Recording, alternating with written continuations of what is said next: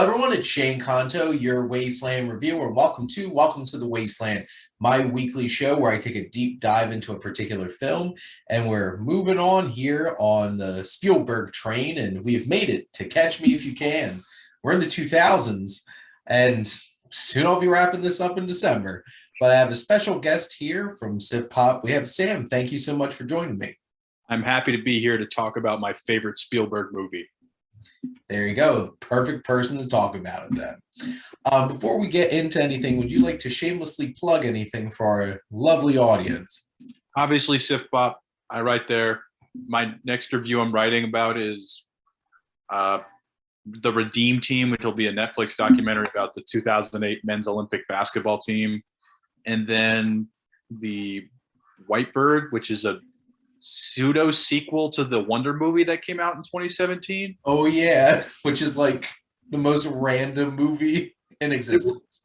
When I saw the trailer for it, I was like, oh, they're making a Wonder sequel. And then it was like, oh, this is about a Holocaust survivor. And it just got way off the rails right away. And I was like, I don't think I can make fun of this. So I'm going to see it anyway. But like, this is a really out of left field movie. So I'm excited about that. Yeah, it's like you enjoyed that little movie about that little kid. Holocaust now. Just like, what? Yeah, I plug that and then plug my own blog, cinematicsam.com. Just post about movies on there. Usually it's reviews. Since actually, also shameless plug, today is my birthday. I'm posting about X number of birthday memories for how old I am. So it's 26 movie memories. So there we go. Very nice. Exciting things to check out. Oh, yeah. Maybe not Whitebird, but, we'll see how that goes. No, it's more like funny memories from like being at the movie theaters or like random things. Like when my wife and I had just started dating, like here's like an example of one of the funny memories was when Infinity War came out, we were like, hey, we're definitely going to go see this. But I was like, what if we just see it twice in opening night? We just watch it back to back because the theater that was near where we lived at the time was like one of those old style theaters that had one like 1,000-person auditorium or something. Mm-hmm. And so they would just have showings in there every 3 hours or so after the movie was over. So we're like, why don't we just see it again? She's like, okay, let's do that. And we did see it, and she slept through most of the second viewing of it. And I just watched the whole thing giddy again. Like, all right, these people are going to see all these heroes die. I'm going to get to look around and see their reactions. Spoiler alert, 4 years ago. It's intense. I remember my Infinity War experience and just the air that let out of the theater at the end is just like gasps. It's like, yeah, they went there. They did. And in the moment I was like, oh, wow, that's really impressive that they did that. And then I walked out of the theater and I was like, wait a minute. We know how many movies are left on Benedict Cumberbatch's contract. Like, he's not dead. They're going to find a way to bring him back, right? And so as soon as you think about it for 2 seconds, it kind of gets ruined if you know stuff. But it's still very well done. It was quite impactful. Thanks, Tom Holland. So that did get me for sure. Yep. Now, for those who haven't watched Welcome to the Wasteland before, we have 3 segments. We have coming attractions, our feature film, and some recommendations. So our coming attractions for Friday, September 30th. Sam, which films are you most excited to be checking out this weekend? Hocus Pocus 2 comes out this weekend. Mm-hmm. My wife loves the first one. She made me watch it after we got married. I did enjoy it a bit. I'm excited to see this 20-year later sequel on Disney+. That'll be really cool. And then Smile, the horror movie coming out this weekend as well. There's been a lot of positive buzz. The trailers are genuinely creepy. And reviews are saying, this isn't like a shtick horror movie. This isn't like an horror movie. This movie is just terrifying. And that gets me hyped. I'm like, all right, then let's go see it. So those are my main 2. I was never one who watched Hocus Pocus a lot growing up for Halloween, but I've heard some good things about it, so I'm interested to see it. And that should just be the tagline of Disney Plus. Your place for 20-year-old sequels straight to Disney Plus. So there you go. And then Smile, I can confirm, as I saw it last night, is terrifying. Not the most well-written movie, but it is terrifying. So if you're going in for some scares, you'll definitely get them. Certainly got me. My top film that I wanted to talk about releasing this weekend is Bros. Ever since that trailer dropped, I'm like, I'm in. You got me. And I'm a big fan of Nicholas Stoller, what he's done with like rom-coms and stuff like that. And I feel like this is Billy Eichner's opportunity to really like sell himself as like a leading man. And like I'm a huge fan of Forgetting Sarah Marshall and stuff like that. So like if they could capture at least some of those great characters and humor in this film and tell a good story, I'm excited. So definitely got me. It's also some interesting things coming out this week. You know, on Netflix, Blonde came out and The Munsters. So for any Rob Zombie fans out there who want to check out his Munsters movie. But yeah, this is honestly one of the biggest wide weekends in a while, like a while. And I bet you theaters are still hoping Hocus Pocus was coming out in theaters.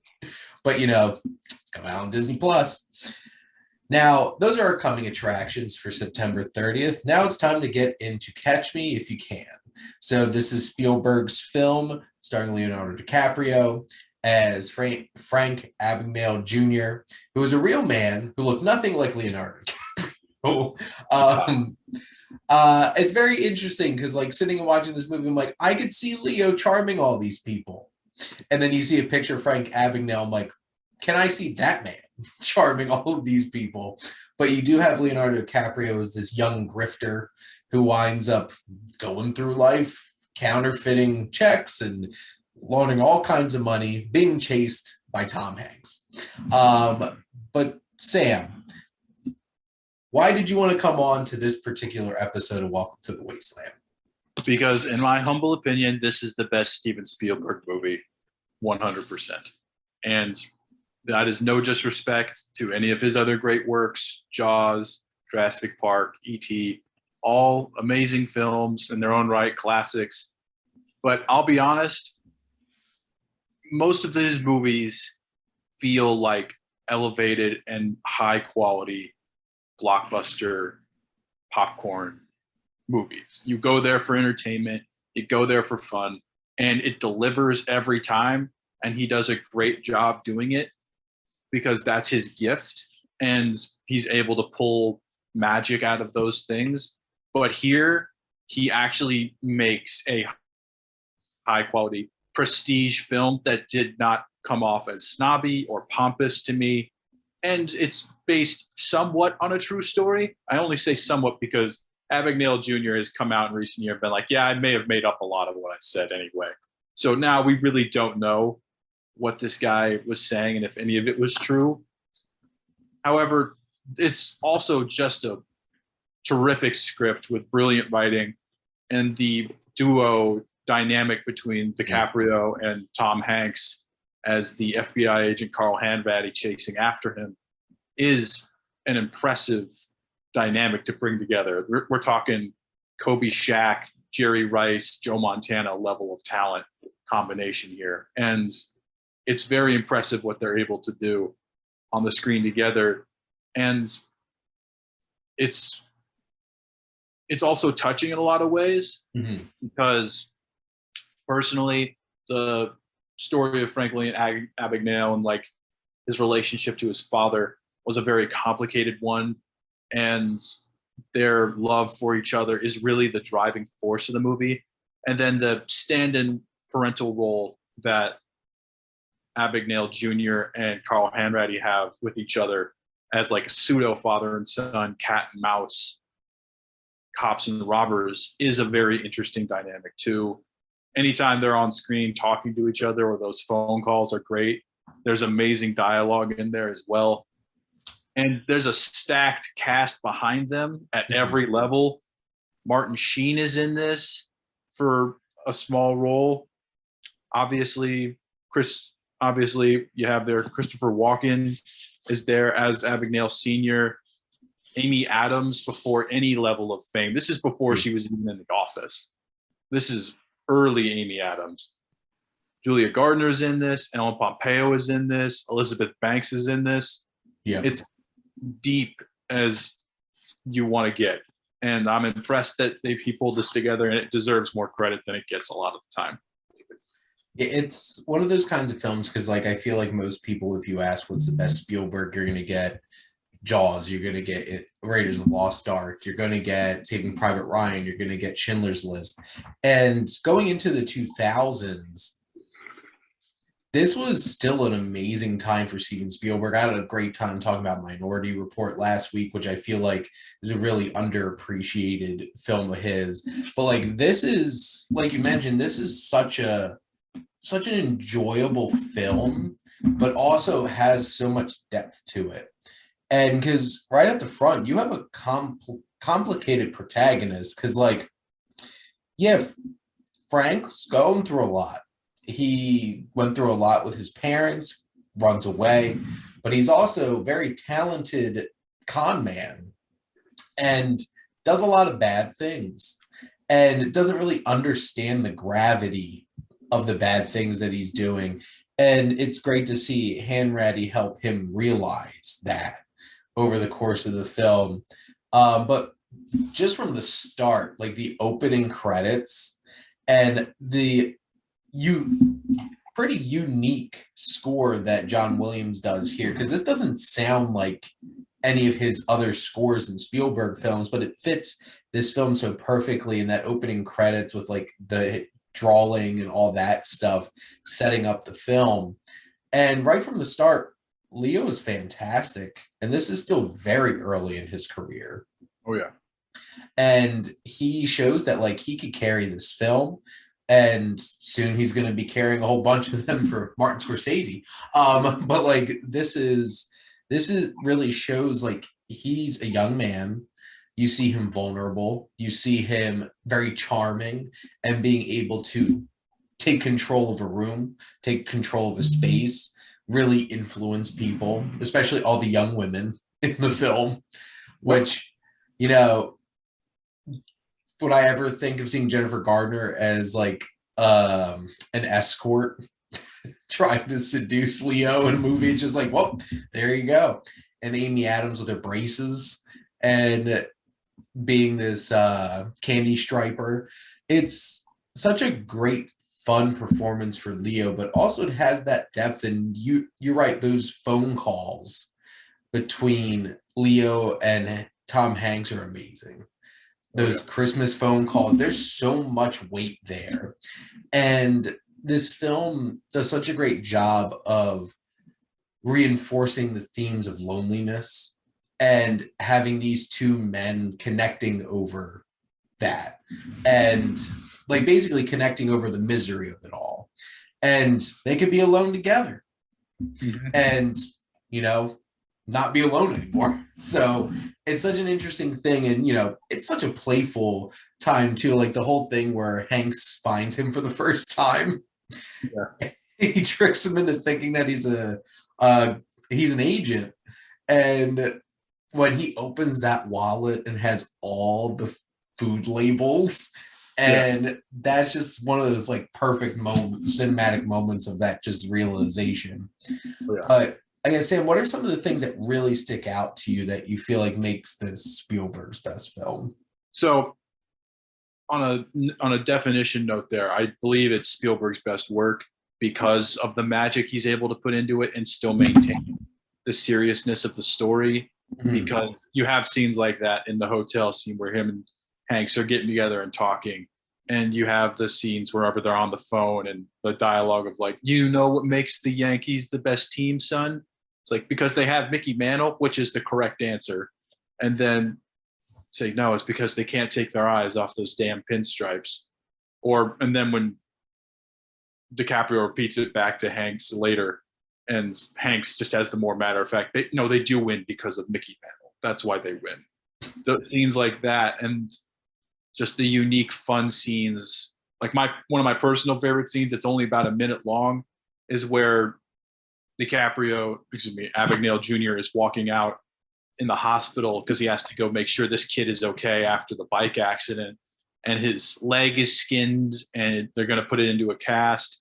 he gets the rundown from one of the doctors he's supervising, and he looks over at the other doctor who's observing the patient and asks, "Dr. Fisk, do you concur?"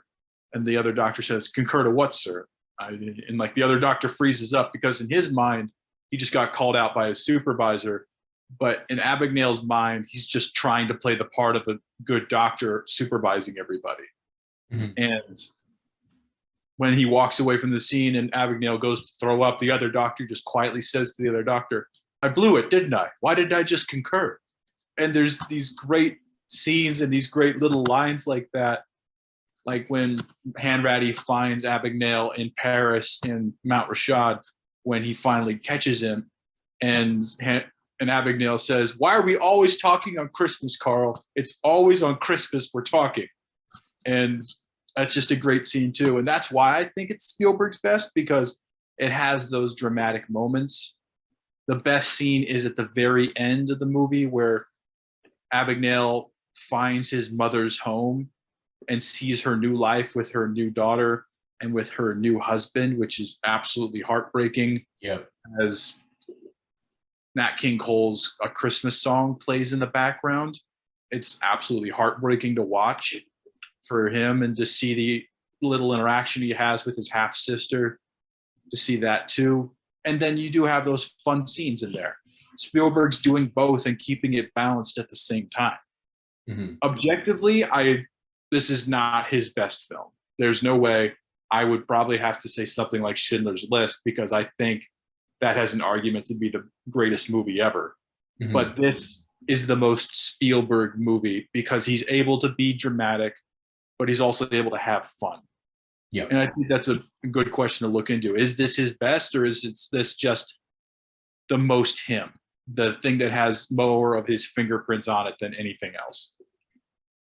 That's understandable. And I feel like some of the scenes that really stick out to me are the scenes that are either between DiCaprio and Walken or DiCaprio and Hanks. And like you brought up the scene with like the printing room that in France, and like they throw in those Dutch angles. There's a sense of danger. Like Hanratty means business. He's like this isn't a joke. Like there's a bunch of guys outside and they're ready to just shoot you.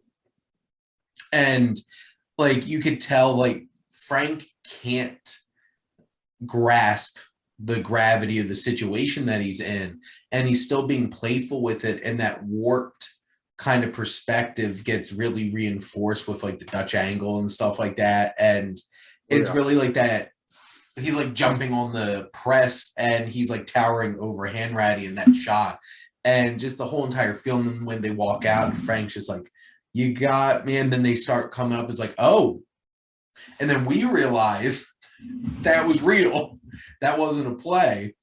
And then I love the scene between them in the airport at the end, and when Hanratty says, "Sometimes it's just easier to live the lie." And that's where I feel like they finally connect, where they obviously had the loneliness together, but this is Frank realizes like they live life the same kind of way.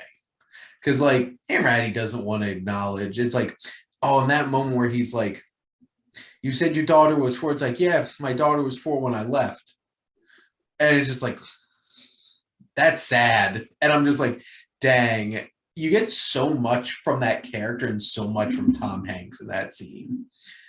But this legitimately is one of the very few last great performances of Christopher Walken.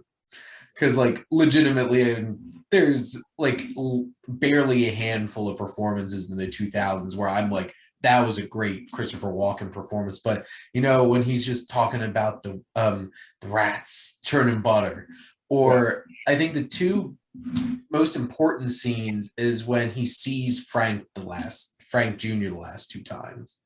When he comes in that restaurant and Frank Jr. is doing so well and they're in this nice place and his dad's just like, "Look at all of them looking at you." He's so proud and there's so much there. And the next time and the last time they see each other, it's a hollow shell. of what their relationship used to be. And that's so sad. And you can just feel that in Walken's performance and his presence in that scene. There's some really great work, especially like really great acting and directing in this film. Yeah. I think the best scene in the movie, or maybe the most important, is one with Walken and Hanks. The only scene where they're ever really together is when Hanks gets into Walken's apartment, and Abagnale Sr. is feeding him this lie of how Junior made a fake ID, is going to Vietnam, he's hiding in the bushes, he's in the jungles, he's feeding him this crap. And Hanratty says, I said he was in trouble. I didn't say he's a criminal. Here's my number. Give me a call if you hear anything. And as he looks down at the pile of overdue bills and like eviction notice incoming and whatnot, he sees the letter from Junior, and then Senior realizes the jig's up, and he just gives him the truth as best he can of, you're not a father, are you? Which we find out later is not correct, that Hanratty is a father. And he says to him, because if you were a father, you would know I would never give up my son. And you see the difference there between the two of them, between his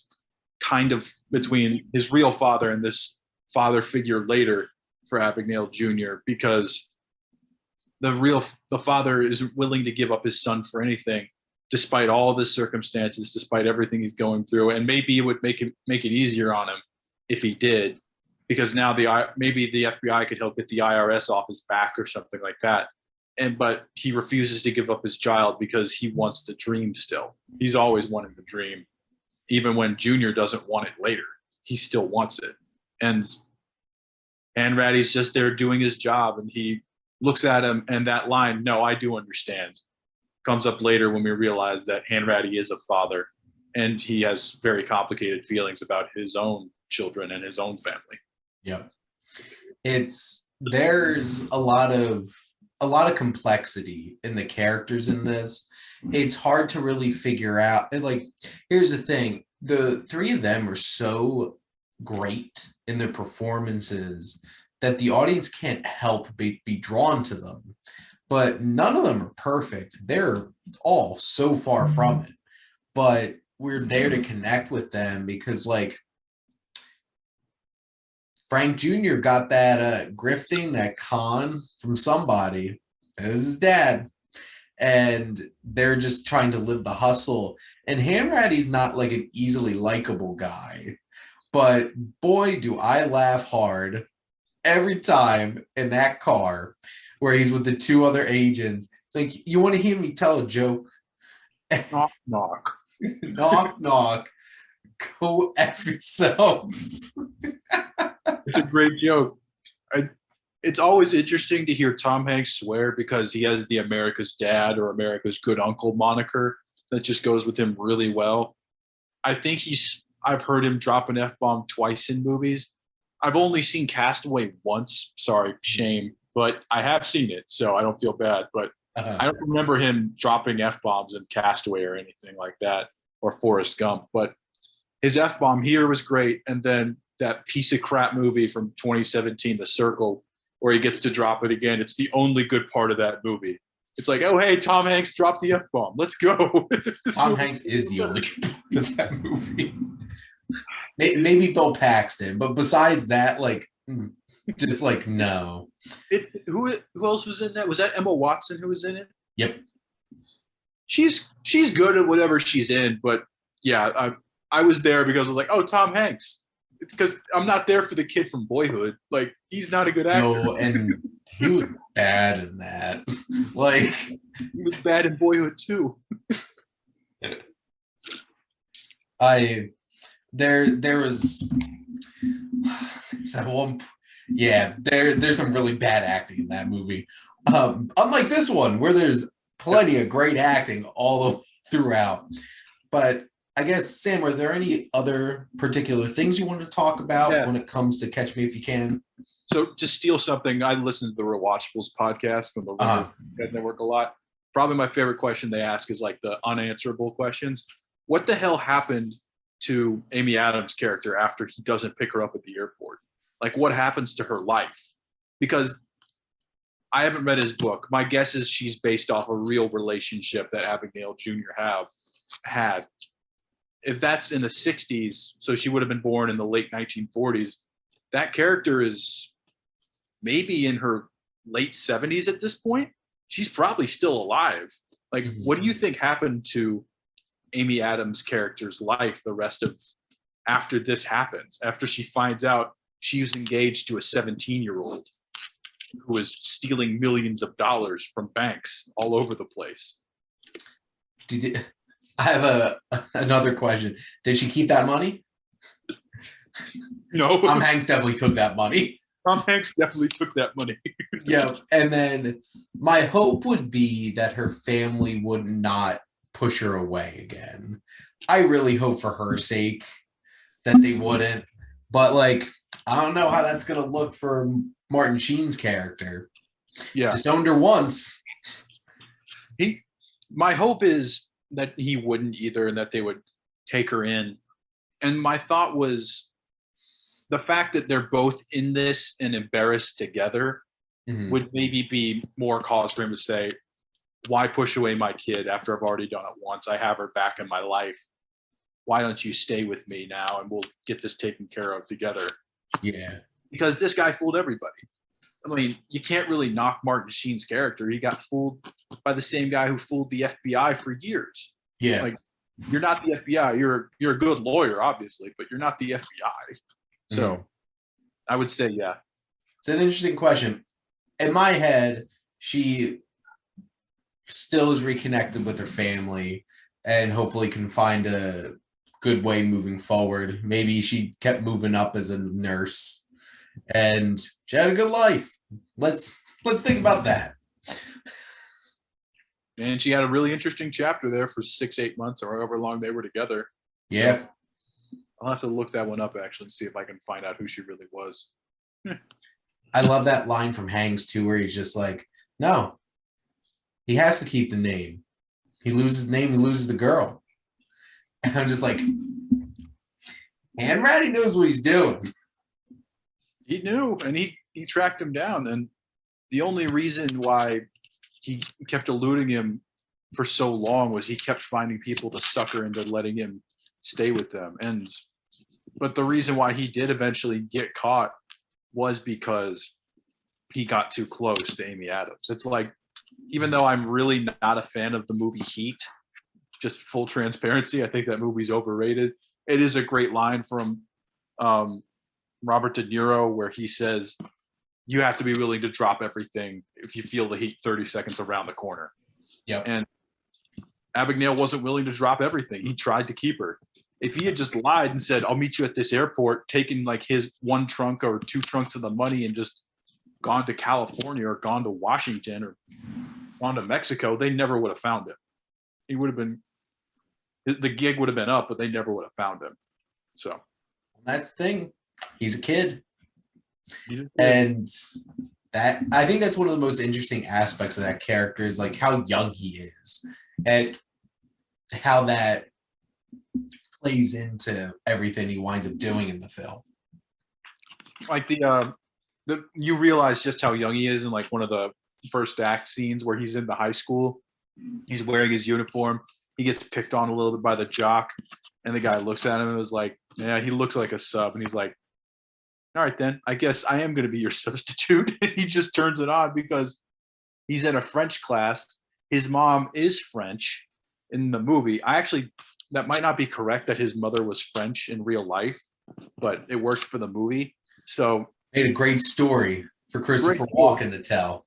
Exactly. And he walks into the French class, just takes over the class. And when he gets found out later, and you have the scene where the principal's like, your son was preparing to take this class on a field trip to a French bread factory. He was assigning homework to students. And then they walk out, and then there's the little mini scene where DiCaprio is telling the girl with the fake excuse note. He's like, if it's real, where's the crease in your note? Because it's completely flat. Whenever you get a note from your mom, skip school, you fold it up, you put it in your pocket. That's the most important document to you in your life right now. So where's the crease? And she like silently like folds it and like sharpens the fold so it looks real. And then his parents walk out, his mom walks out, is like, Frankie, and just keeps it moving, probably about to smoke her 30th cigarette of the day or whatever. then and then Senior walks out. They look at each other for a second, and then they both look away. Junior looks at him, Senior looks at him. Then they finally make eye contact, and they just laugh because they're like, I can't believe you got away with this. And he's like, I know, I can't believe it either, Dad. Like, these people were so dumb. Can you imagine if they teamed up? Oh, yeah. Can you imagine if that happened in 2022 or a student just fake being a substitute teacher? There's no way that kid isn't expelled. 1960s, don't care. Go back to class. It's like, Frankie, don't do that again. It's just like to see him try to do that again. He doesn't. But I love that scene. There's so much good stuff in here and so many great little snippets of dialogue and whatnot. It's like the scene where he's pretending to be his dad's valet, going to the bank so his dad can talk to the bank, and as he's about to pull up, his dad's like, don't hit the curb. Bonk. Just runs straight over the curb. Yeah. It's like, well, you tried, Dad. I've had that happen when I've been driving my parents around. Like, slow down. You're too close. Relax. Yeah, it's a really well-written film with a lot of great detail, with a lot of layers to so many of the scenes between the characters.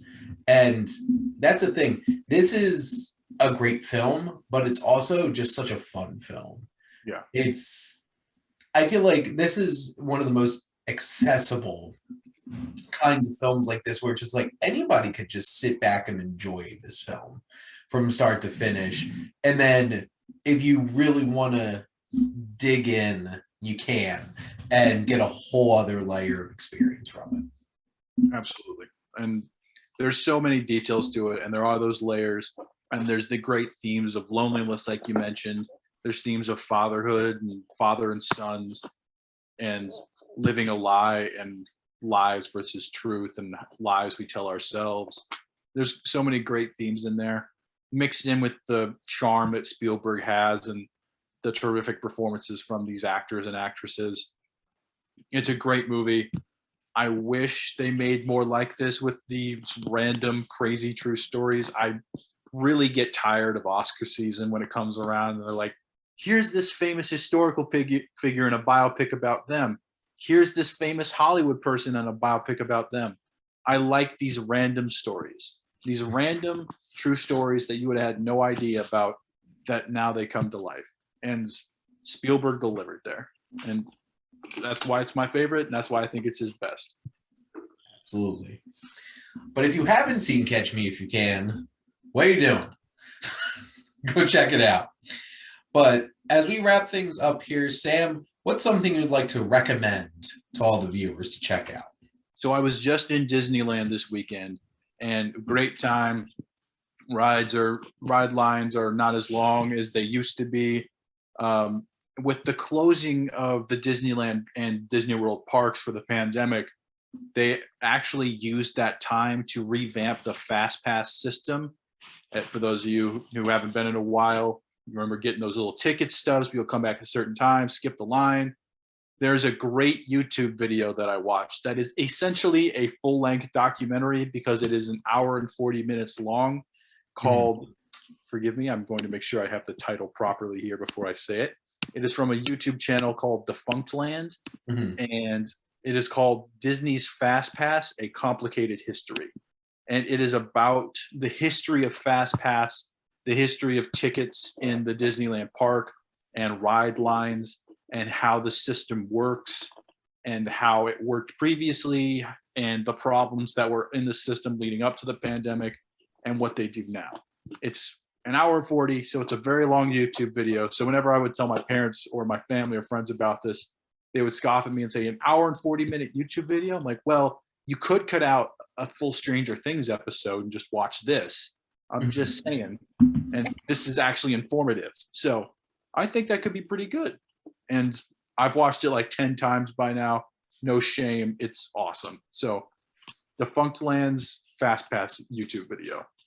There you go. Definitely something interesting to check out. I'll have to check it out at some point.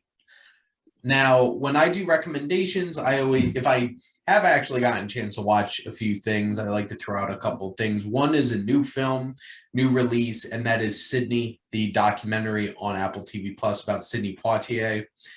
It's an interesting, informative, and engaging documentary about one of the most important actors. And it's a really interesting ride. And I absolutely love the commentary Morgan Freeman and Denzel Washington bring to it. Just brings a lot of layers there. Rewatch of one of my own movies. For my one of my podcasts that I do with Rowan from SiftPop, Rowan in the Wasteland, we're doing the Hateful Eight. And rewatching the Hateful Eight, I'm a big fan of that film in Tarantino's filmography. I'm a big Western fan, love the mix of Western and murder mystery, just that claustrophobic. Somebody watched The Thing and thought, let's make it a Western.